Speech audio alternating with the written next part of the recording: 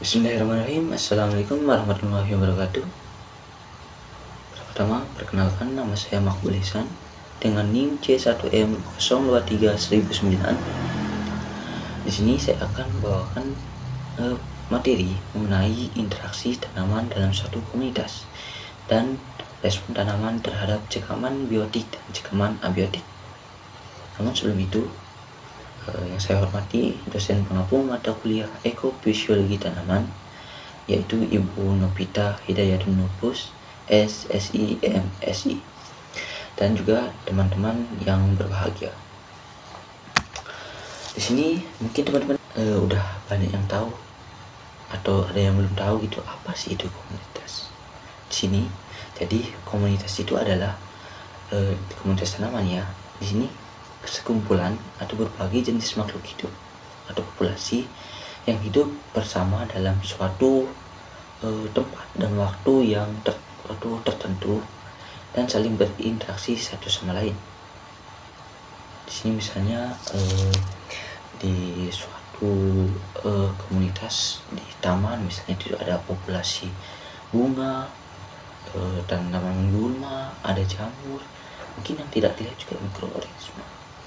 Nah, lanjut ke bagaimana sih interaksi tanaman tersebut dalam suatu komunitas.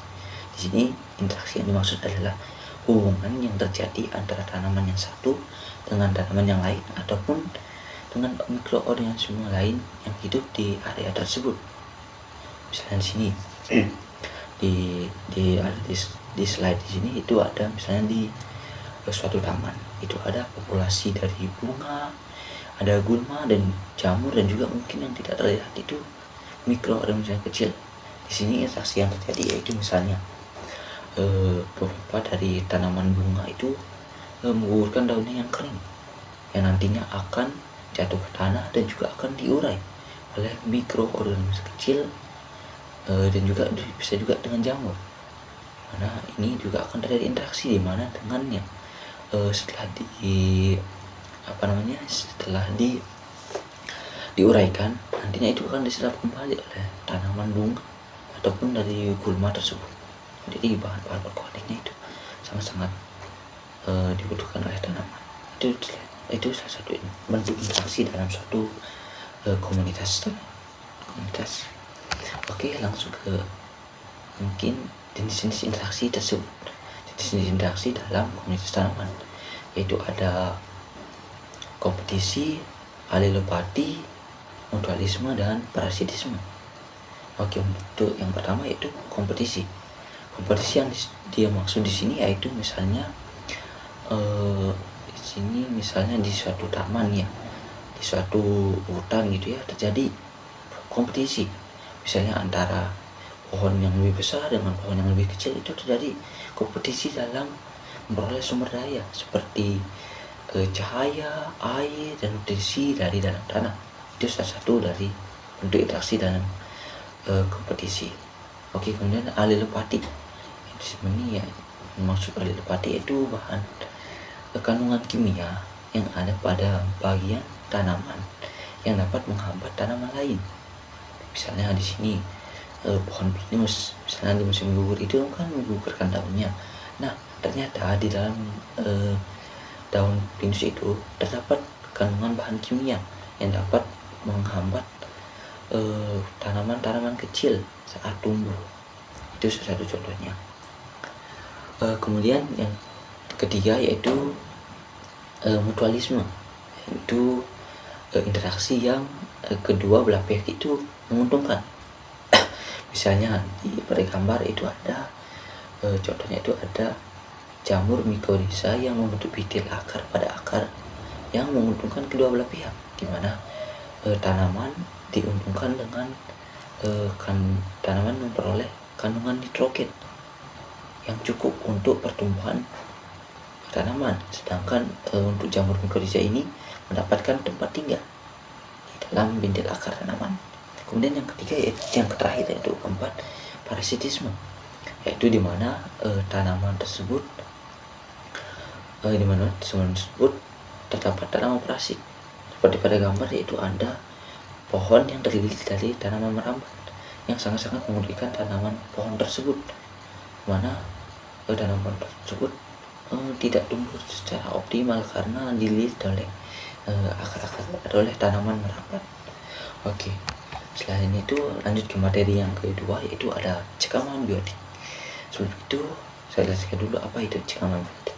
Jadi cekaman biotik itu adalah gangguan yang disebabkan oleh makhluk hidup seperti hama, patogen itu seperti pada ini ada jamur, bakteri, dan juga gulma yang dapat menghambat produktivitas dari suatu tanaman. Misalnya ada contoh itu ada tanaman coklat atau kakao. Di sana itu buahnya itu terserang jamur, Phytophthora palmipora. Ini sangat-sangat menurunkan hasil dari suatu tanaman tersebut. Nah, mungkin teman-teman bertanya, bagaimana sih respon tanaman tersebut terhadap cekaman biotik?